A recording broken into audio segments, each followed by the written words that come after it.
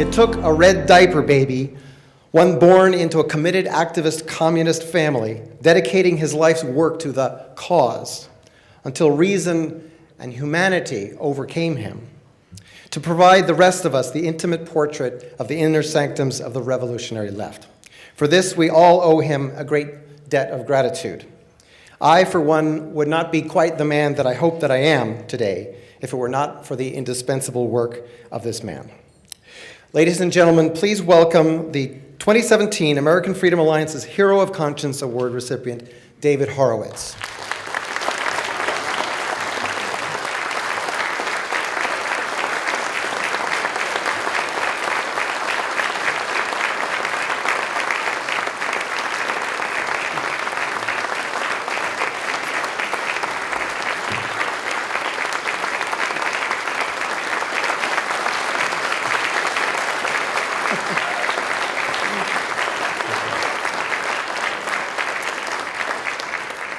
David.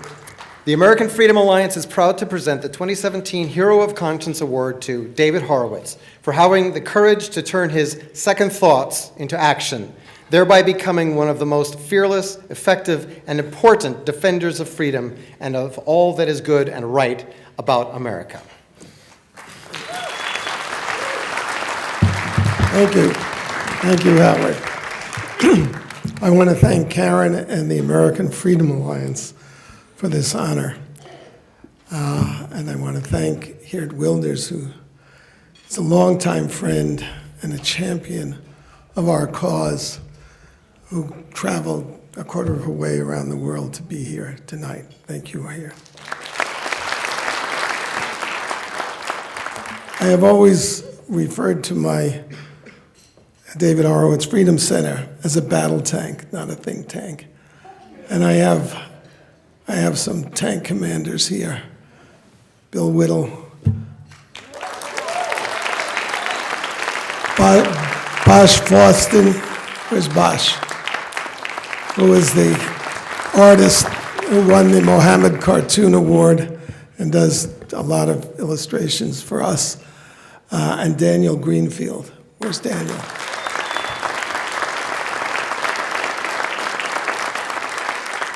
And all of these gentlemen are beneficiaries of another unsung hero who is here tonight and who is, let me just say, it takes a certain kind of sponsor to support people like us who get into trouble all the time because we're so aggressive. And it takes somebody who thinks, who's a battler and a fighter the way we are. And that's Dr. Bob Shillman. Thank you, Dr. Bob.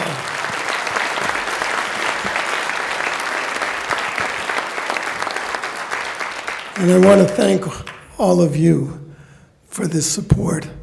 When I first came into the right, out of the left, I looked around as more than 30 years ago and said, where are the ground forces? Where are the protesters? Where's the solidarity? 16 years ago, I undertook a campaign against reparations for slavery paid by people who never owned slaves to people who never were slaves. 137 years after America lost 350,000 Union lives to free the slaves. And of course, I was called a racist from one end of the country to the other. And there was kind of dead silence in the conservative community, with the exceptions of Thomas Sowell and Walter Williams, who came to my defense. The attitude of conservatives then was kind of, whoa, let's see if David survives this one. That began to change with Obama has been a great teacher of conservatives. The Tea Party is the first time you saw conservatives marching together in demonstrations. And now with the Trump has inspired a whole basket of deplorables to do this.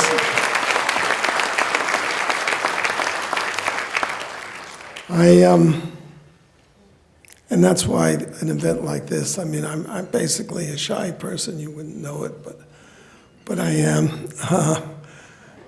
But it's so important for us to come together like this and to support people on the front lines.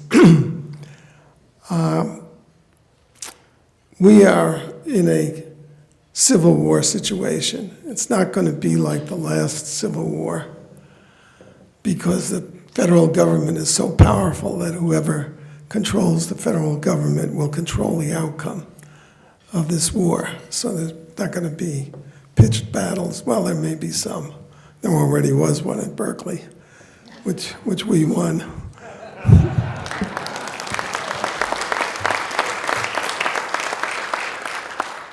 It is the first time, it is the second time that the Democratic Party has seceded from the Union. And the first time since Abraham Lincoln's election in 1860 that an incoming president, or that the opposition party declared war on an incoming president before he even got in office. We have a tradition in this country called a honeymoon for an incoming president. And it really speaks to the essence of what our democracy is. We are a country who was formed by diverse people coming from different nations, different ethnicities, people who of passionate religious beliefs that were at war with each other. But when they came together in America, they created this political framework in which we put our origins behind us, our diversity, our differences, where we are all equal in the eyes of our Creator and therefore need to be equal in the eyes of the government. Our motto speaks to this. It's E pluribus unum. That's the official motto of the United States, out of many, one. And the honeymoon that we give to incoming presidents is it's like a political rite that celebrates our oneness. The campaigns, political campaigns, are by nature divisive and they exaggerate differences. And so the honeymoon given to incoming presidents is that we recognize that we're part of one nation. And we're going to put our differences aside, and the average, according to Gallup, as some of you have heard me say before, is 7 months. And of course, Trump didn't get 7 seconds. And what he got, I mean, the Democrats are very open, calling for impeachment before he's even been in office a day, and describing what they're doing as a resistance. Partisans resist to Nazi occupations. In a democracy, an opposition party is not a resistance, particularly not on day one. So I've thought a lot about this, and this is what I think is going on and why our country is so divided and people are so deranged. I mean, some of it has to do with Trump's irrepressible personality. A lot of it has to do with his refusal to back down. And,